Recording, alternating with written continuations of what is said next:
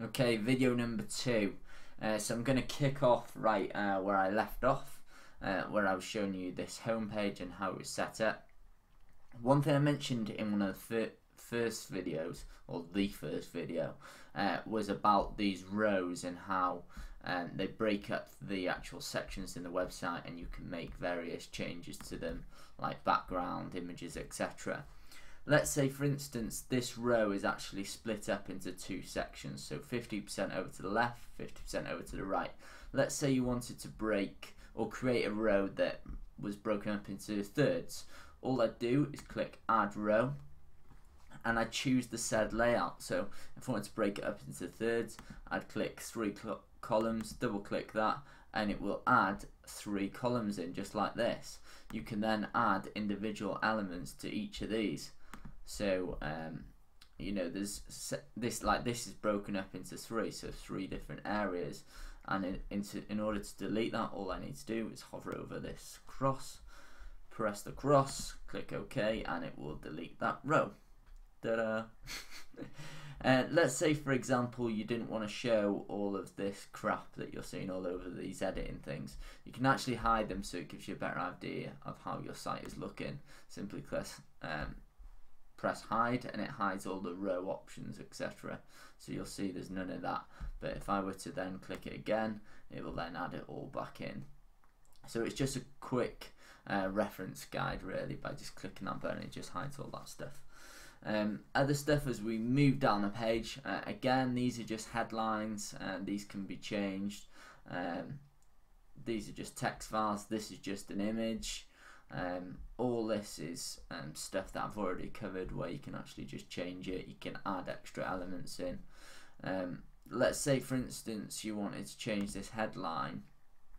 You often get all your editing options in here, like you do in your normal WordPress sites. But what you get is you get these advanced options here, where you've got the custom fonts. Sometimes they have an advanced tab just over to the right here, so you'll see 2 tabs at the bottom, and you need to click on that to actually amend it. But for this one, you can just go through and edit it as necessary. Just close that down. Other things, let's have a look what we've got here. All of it is very straightforward. It's all duplicated exactly the same as what I've shown you at the top. This is split into 2. This is one row split into 2.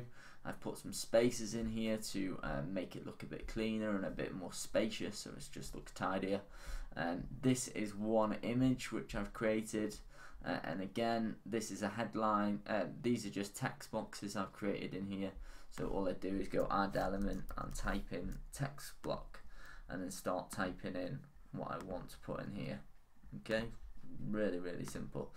One thing you might have noticed there, a good example is videos, I think.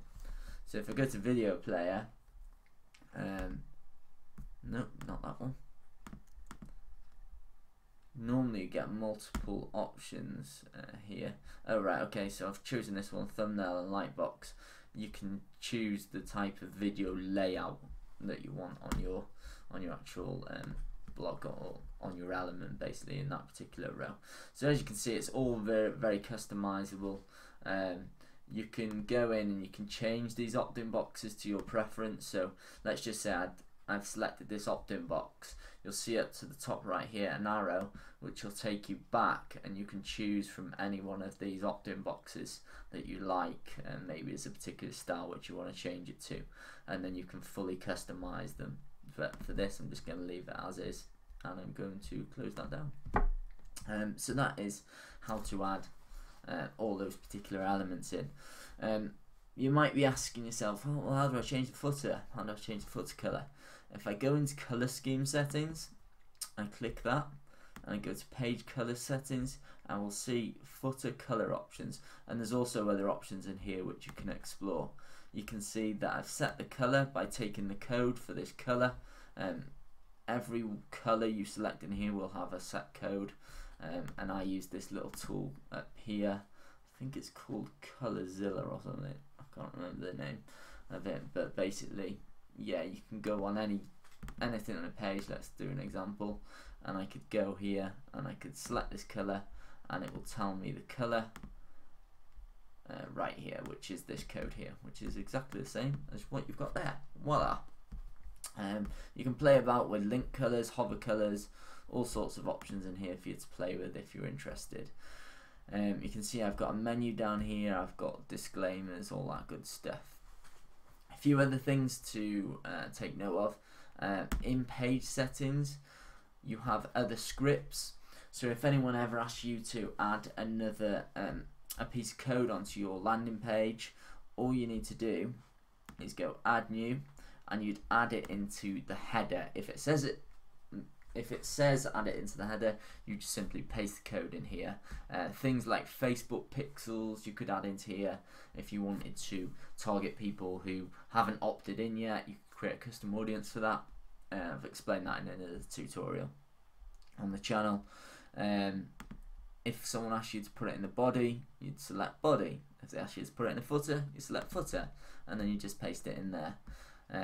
Really easy, and really easy to actually make sure your pixels are all in there as well. So that's how you do code. You've got content templates. Let's just say you decided you didn't like the layout of this site. All I'm going to do is go and choose another content template, and you just go and select any one of these, and it will change it. And when you change it, a lot of things will be out of place, but you know, you can tweak it to your preference because now you know how. When you first create a page, it will actually say draft. All you need to do is click this drop down box and click publish when you're ready, and save and continue. Now if you want to view your link as it looks, view your landing page as it looks, all you need to do is click view public link, and it will show you a preview of what your page is going to look like, or what it actually looks like now, because this is a live editor and any changes you make will take place immediately. So really good to play about with that. So that is basically the landing page. Other things to take note of, I've created a thank you page. So if I go into pages and I go to change an internet, we'll go into live editor on that one. I've actually pasted code in here, and this is your Google conversion code. You know, the internet has changed everything. I'll just turn Stuart off. You'll see here, this is your Google conversion code, and it's actually pasted into the body. This is called the body of text. So at the top is the header, which you can add in here.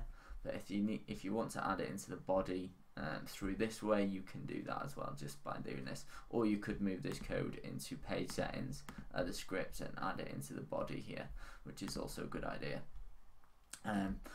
One code you need to get is, let's just say you're using any tracking software. If you're doing any Facebook marketing, you'll need to get your conversion code, your Facebook conversion pixel code, and paste it into the header here, so you can actually track any leads or conversions on your website.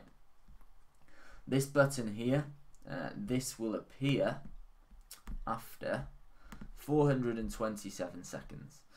That is basically the time which is set out on the original landing page, the SFN built for us. So I've just basically duplicated it pretty much, and it seems to be converting quite well to sales, which is pretty cool. So if you do want to change it, you can play about with it and test a few things. If you want to hide certain elements on like tablets or mobile phones, you can tick these boxes as well. So if you don't want it, obviously mobile phones are a lot smaller, you don't want to show certain elements, you can get rid of them as well. But these sites are all mobile optimized, so the screen will actually shrink to the preference. So you can see when I drag the screen there, it actually shrinks to the size of the screen. Really good, actually, really effective.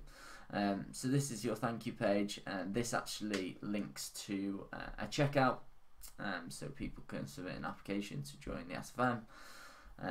Really good stuff, really easy. It's quite straightforward to use, it really is. I'm just going to save and close that. Other things to note in here, you know how to use plugins. If you want to add new plugins, you can. I've put word vents on here for security, so this will stop people basically trying to get into your website. They'll still try, but it's highly likely you'll get an email saying that people tried, they were locked out. Numerous things that people try and hack into your website. You'll notice a little orange thing here. All you need to do is go into the plugins and update those plugins. Go into appearance, and you'll notice if I go to customize that I've set this up as we have a static front page, which is our home page. Hey, my name is Stuart Ross, and thanks. Just turn that off, and we don't actually have a post page. So even though the blog is set up as an Optimizepress blog, so to speak, I don't want to confuse you. We don't actually post any posts on here because this isn't selected over here. So that's that. That's basically the website, how to play about and amend Optimizepress. One other little feature you can do is you can tick the box, and let's just say you want to create the exact same landing page as the other, but you want to change like the colors of the button. You can tick the box and click clone page. It will then clone the page, and you can launch and go in and edit that particular page. I don't want to, so I'm just going to move it to trash. I don't want that page. One thing to note is the less pages you have on here, the better, because it means your site will be faster.